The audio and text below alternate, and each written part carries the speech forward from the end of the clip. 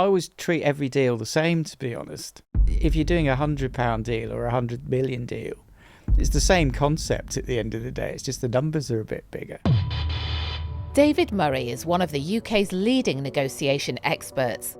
Having spent 15 years as head of sports rights for the BBC, David's negotiated deals at the highest level with sporting federations including the Olympics, Formula One and the FA. David now runs his own consultancy business and coaches globally on the art of negotiation. If the fee is £10,000, saying it's going to take me a day to do it, they'll go, well, why do I have to pay you that? It's only taking you a day. That's ridiculous. If I'm adding, I don't know, say £1 million of value, then it's a really good deal for them. Today, David reveals some of his most successful tactics and why he believes everyone needs to know how to seal a deal. David, thanks for coming in to talk to us today. Now, 14 years as head of sports rights at the BBC. That is a big job, isn't it? How did you end up in that role? So I moved to the BBC from investment banking, basically, and originally I was in their corporate finance department. So it was analysing their deals. So all the different deals that the BBC did, there was an investment committee, and my job was to say invest or don't invest. And that was everything from TV programmes like Have I Got News for You, through to .coms, joint ventures, and sports rights. And sports rights really interested me. And at the time, Sky was just beginning to really take off.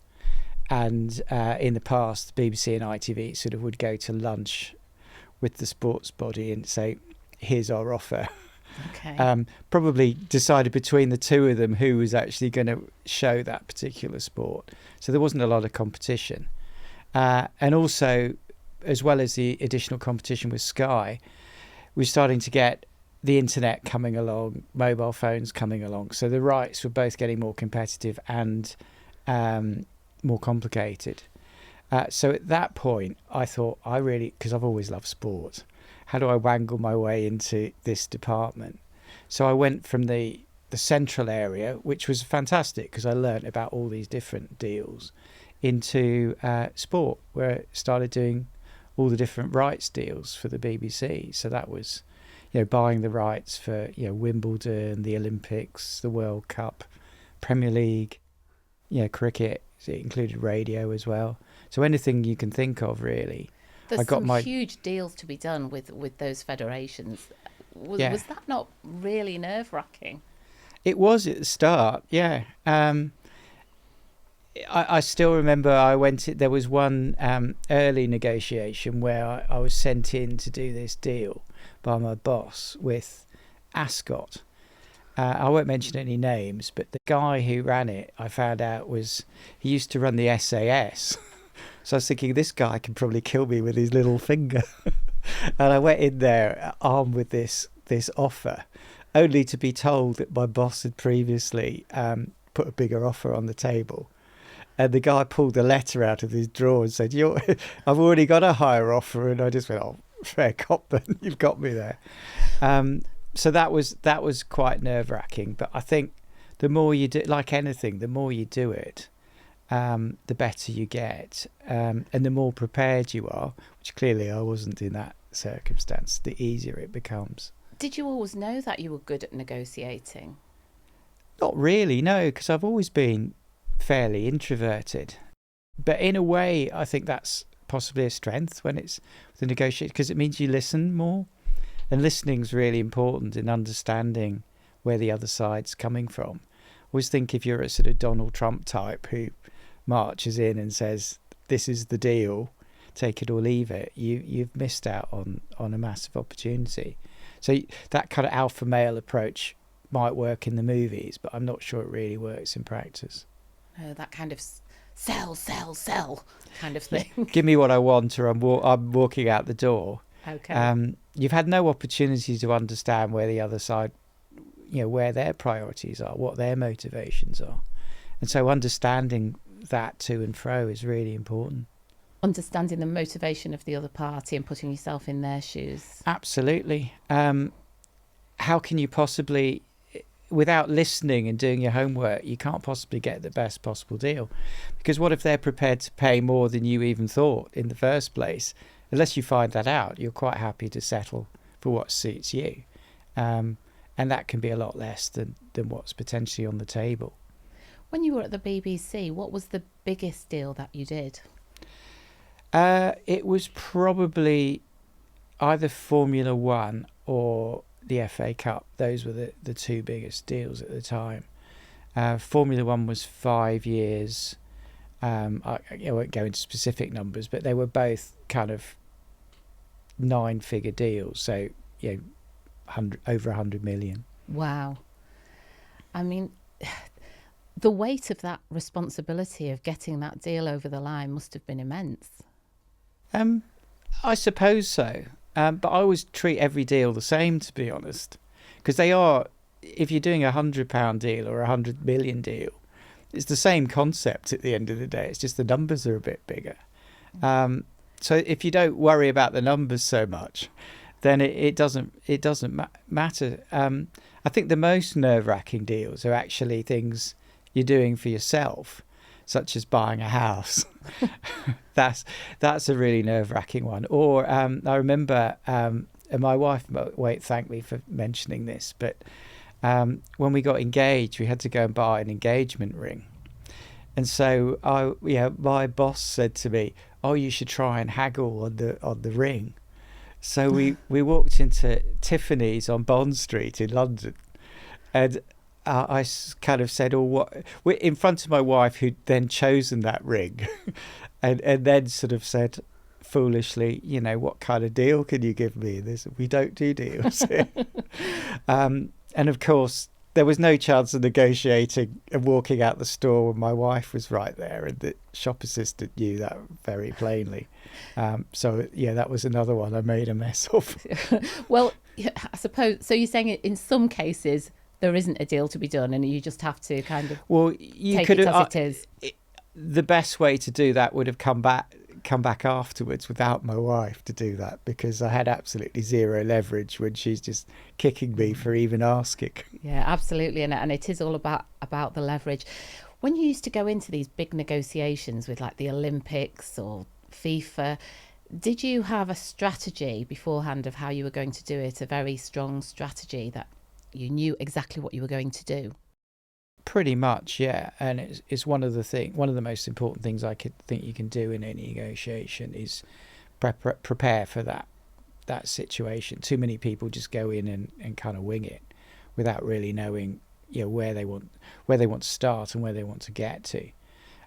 So there's an awful lot of preparation that would go into one of those kind of deals, because there's so many different movable factors in there. So it's effectively trying to work out what you value, what you're trying to achieve, how far you're prepared to go, what's your walkaway price, but also, as we talked about, how the other side values it as well. And then that gives you a range that you can start negotiating within. But also take your time. So negotiate, particularly, I suppose the big difference with these really big negotiations is there's generally more time, or people are prepared to invest more time in them. So it's not just a case of go in, sit around the table, throw a few offers around and walk out with a deal. They can take weeks or months, because every time someone makes an offer, you should really go away and think about it and reappraise where you are in that process, and then put in another offer after that. Did you ever have any sleepless nights when you were doing some of these negotiations? I suppose I probably did, but I've always been quite good at being able to compartmentalize these sort of things. I had more sleepless nights. So after the BBC, I left the BBC 10 years ago, or over 10 years ago now, to set up my own consulting business. And first 6 months of that, I had a lot more sleepless nights, as I'm sure you guys did when you set your business up. Yes, definitely. Oh my God, what have I done? I don't have a regular paycheck anymore. But I think you soon learn to deal, like everything, you learn to deal with that uncertainty and move on. Well, essentially, you became an entrepreneur, didn't you, David? You went from having a steady job at the BBC, or a very high stress one, to running your own business. How do you find being an entrepreneur compared to having a steady job? Depends. It depends. If I've got a lot of clients at any one time, it's great. If there's nobody on the books, then it's less great. And I think COVID was quite difficult, obviously, because everything just stopped. And there was no government support or anything for small businesses. So it was quite galling seeing my taxes being spent on everybody else but us. But saying that, I wouldn't change it for the world. As I said, I've done it for 10 years now. It's absolutely fantastic, and you can set your own hours. And if you don't want to do work on an afternoon and you want to go and watch your kids play sport or something like that, it's fantastically flexible, which I really like. Likewise, you might end up working at 11 or 12 at night. The other morning I woke up pondering a problem for a client at like 4 a.m. and started writing it on my phone so that I could then go to sleep. And by 5 I thought, I'll just sod it, I'll get up now. And I ended up writing it all by 7 a.m, and it was 2 of the most productive hours I've ever had. But that flexibility, knowing I can do that, but then if I want to have a snooze in the afternoon, I can do that. That is one of the beauties of working for yourself, isn't it? And also you've written 2 books now on negotiation, because part of your business is to help people learn how to negotiate. Do you think it's a skill that can be taught, or do you think it's innate? I think it's a mix, but there's no doubt people can get better at it. So like anything, some people are naturally better at than others. But there's some simple things, we've talked about some of them already, that can really, move the odds in your favour. What's the biggest mistake people make with negotiations? I think the biggest mistake is not thinking about it from the other side's perspective. If I had to say there's one thing that you could learn, it's that. And you see it so many times. And I've seen it a lot of times in some deals where I've been involved, or on the other side, where people always think about what's a deal worth to me rather than what's it worth to the other side. And as soon as you start thinking that, it takes the pressure off a bit, because you realise that the other side's sitting there with the same concerns that you've got. What if they don't give me what I want? Because too often we think, oh no, what if they say no?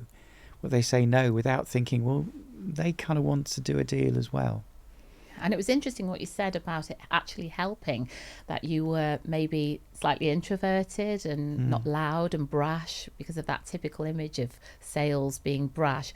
But these days, salespeople quite often are not called salespeople anymore. They're called advisors or assistants. It's almost like there's a move away from obvious selling. Maybe salespeople have got a bad reputation. I don't. Apologies to all salespeople out there.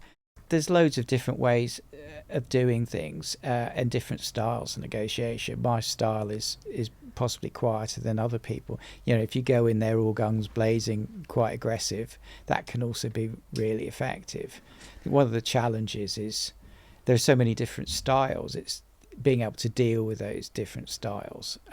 So if one person's really aggressive, there's no point you being really aggressive. Likewise, if you get 2 introverts both listening to each other and nobody's actually saying anything, it's not really going to be particularly successful.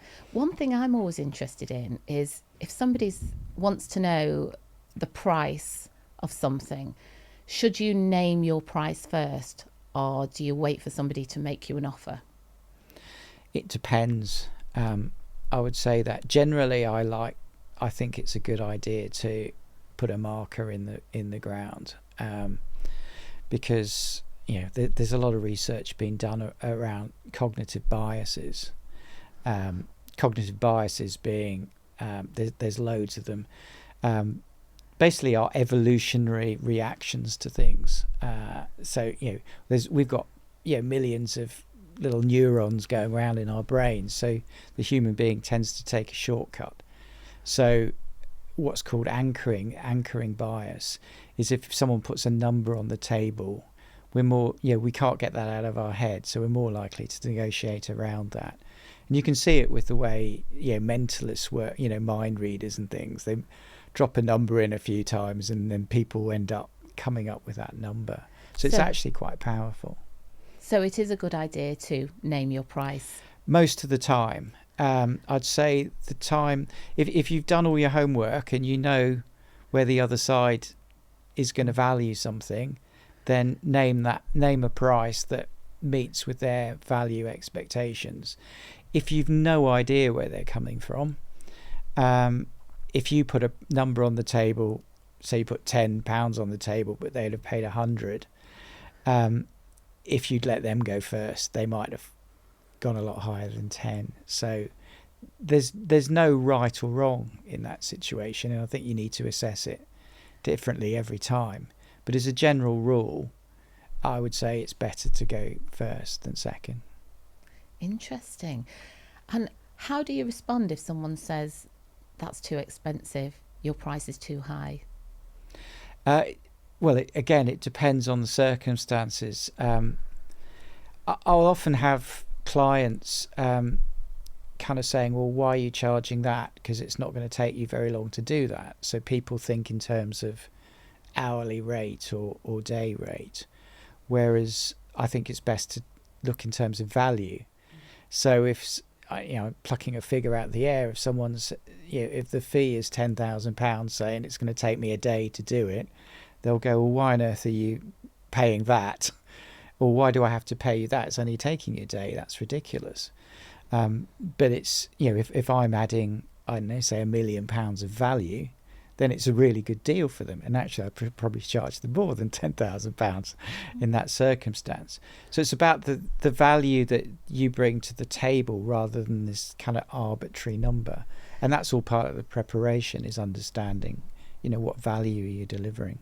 I mean, I suppose it's like if a famous artist did a little drawing and charged £5,000 for it, but it only took him 5 minutes. You're not really paying for the 5 minutes, you're paying for the 30 years of experience. Yeah, you're paying for the brand, aren't you, of that famous artist? Because art is all about brand at the end of the day, isn't it? Why is one painting better than another? Because it's often, and art critics would probably slate me for saying this, but they've got a reputation, and that's the value that's attached to it.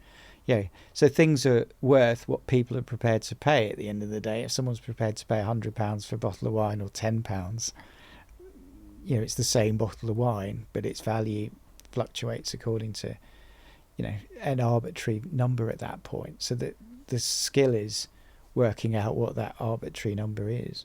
How do you explain the value without looking defensive in a negotiation? Well, again, I think it's about explaining the value from their perspective and what it offers to them.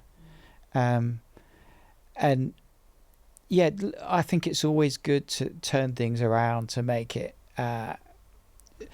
appear from the other, why would the other side want to do something? Too often we'll say, well, I need to do this for reasons or whatever, but turn it around and say, well, this works for you for the following reasons.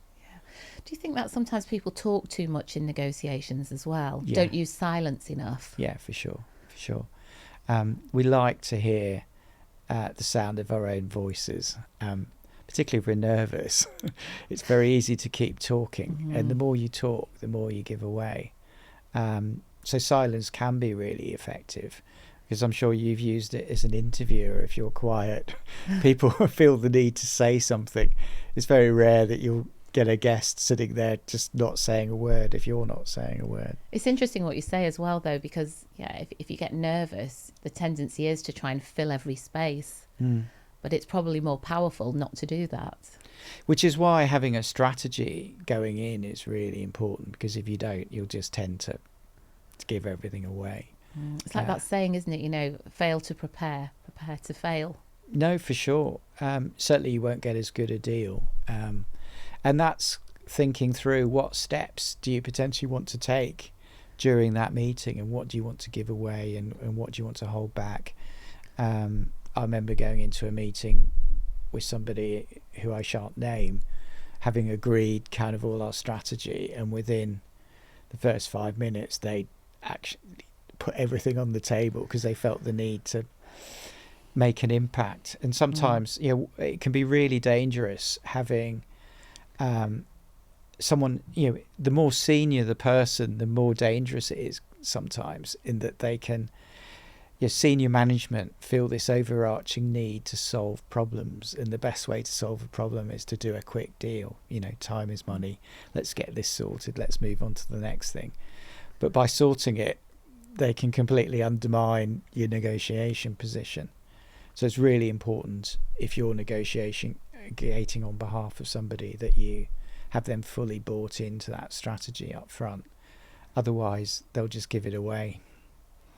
Absolutely. Well, as well as teaching negotiation skills, you also are an expert in preparing contracts for people and overseeing contracts. How important do you think it is to have a really good agreement in place before you work with a partner?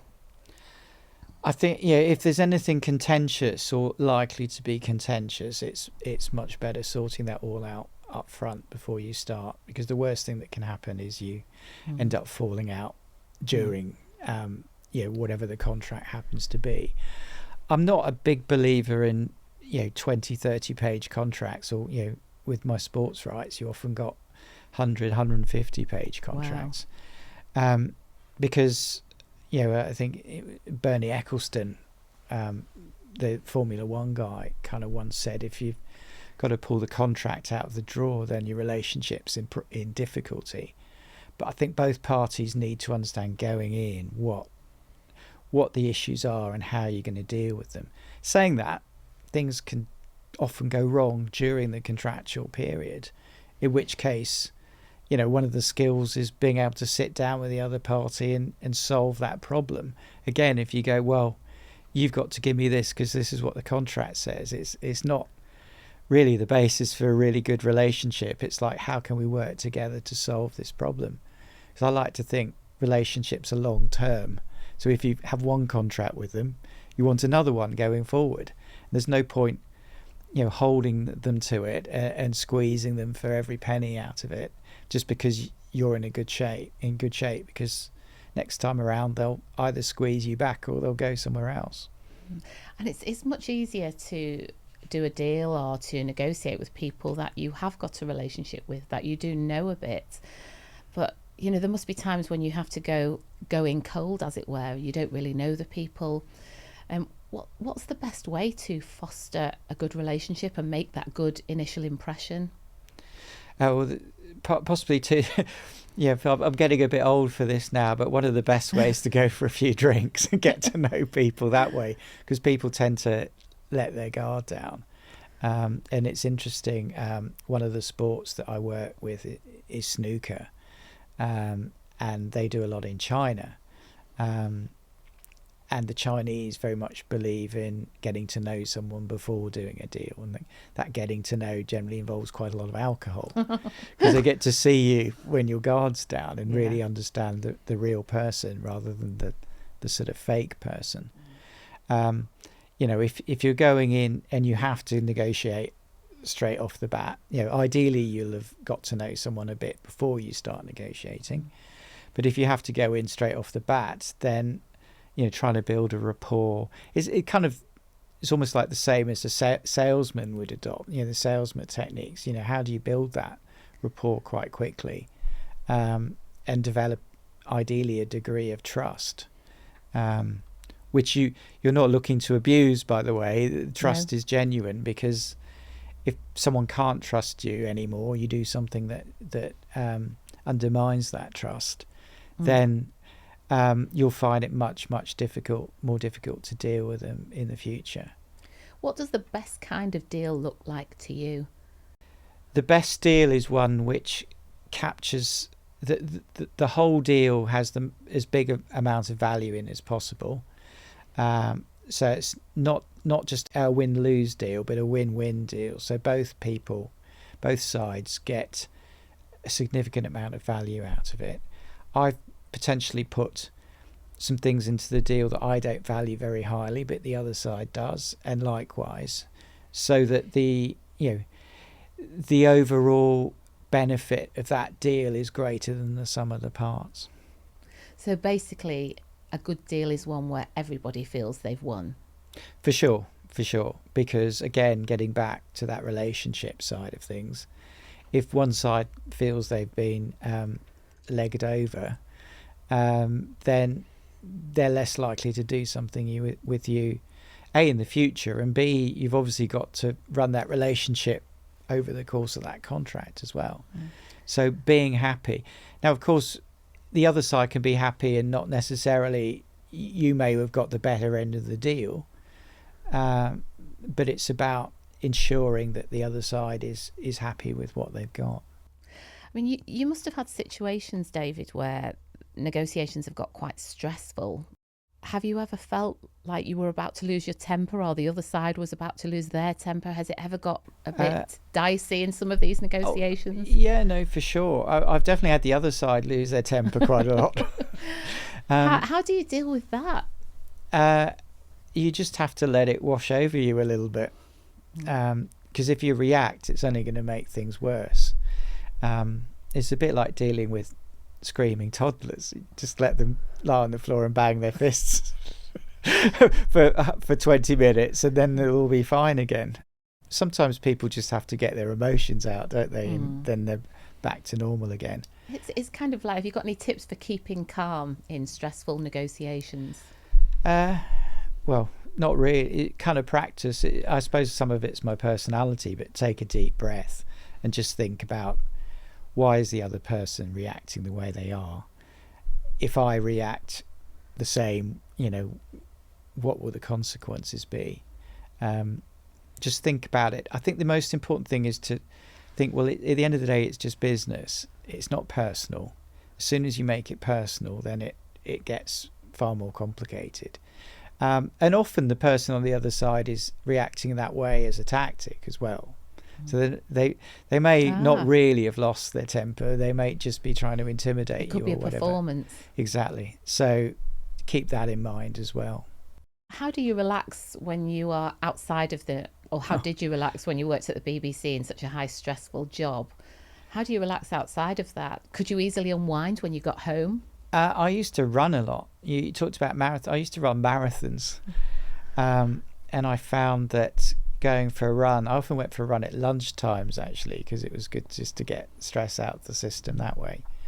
And I found that going for a run with a problem, by the time I got back, I generally sorted things out in my head.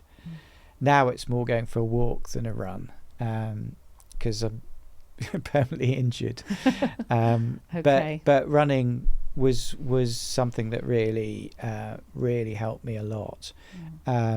Interesting enough, the running's gone downhill since I left the BBC, so I don't know what, maybe I'm a lot less stressed these days. And you've probably seen so many scenarios, you're not encountering things that surprise you as much, maybe.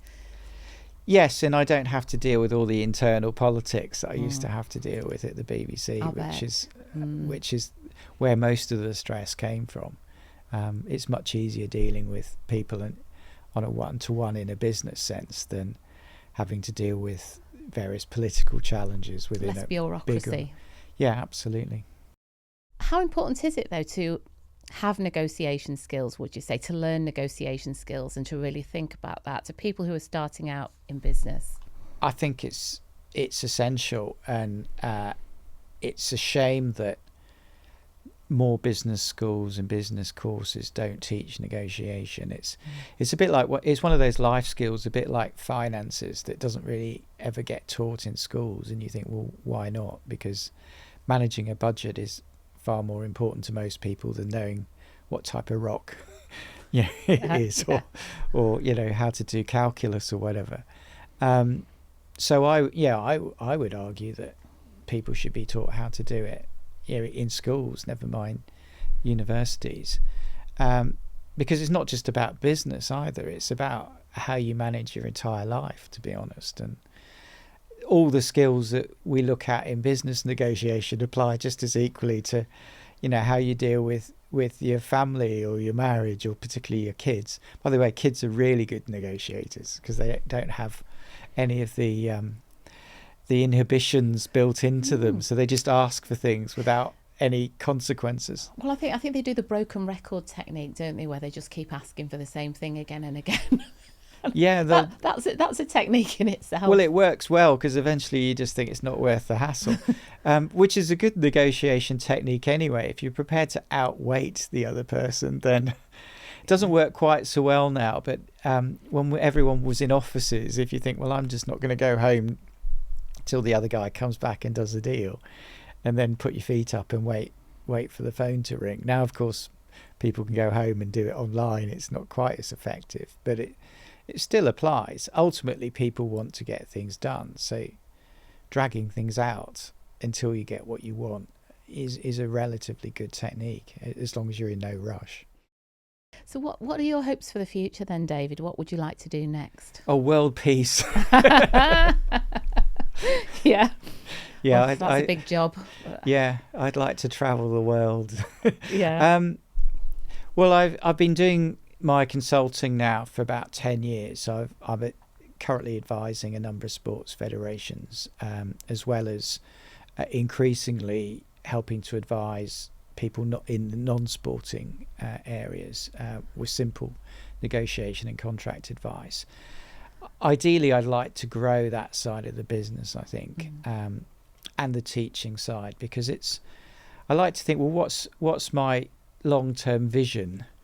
And I think it's about imparting what I've learned over the last, however long it is, 35 years, to help other people. Now, obviously, I'd like to earn a living doing that, but I think the teaching, which doesn't pay particularly well, and helping kind of small businesses is a great way to put something back into, to people that I've picked up over the years. So that sort of feels where I want to go. As with everything in life, you're never quite sure where you're going to be, and if you have a plan for 5 years, the chances are it'll be completely different. Was it John Lennon who said life is what happens while you're busy making plans? Yeah, no, that's very good. or just take each day as it comes, as it were.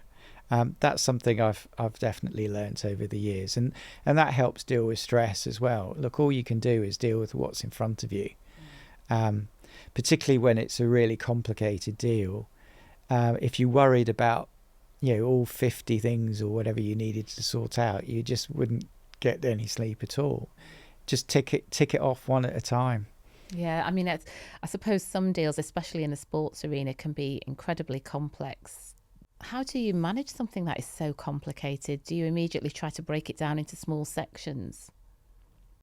It can be, but also it's important to look at the overall whole of the deal.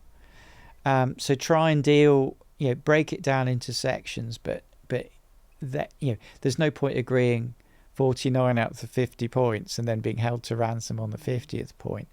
So you need to look at it in the round, but the more you can break it down, both into points to negotiate around, but also what's the timeline of the negotiation? Where do I want? What's the deadline, and how do I get to that point? Oh, interesting. Well, David, thank you so much for sharing your incredible experiences with us today. It's been really, really interesting. Where can people find you, David? Well, I'm on LinkedIn. I have no idea what the handle is, but I'm sure you can find me. Obviously, they can always contact you, and you'll tell them where I am. I'm based in near Altrincham in Manchester, so anyone from this neck of the woods, feel free to drop me a line, and I'm always happy to communicate and have a coffee with anybody. Or you can always buy my book, which is on Amazon. It's a good read. It's a real page turner. It is. It actually is. And next time I need a deal doing, I definitely know who I'm going to call. Thank you very much. I've really enjoyed it. Thank you, David.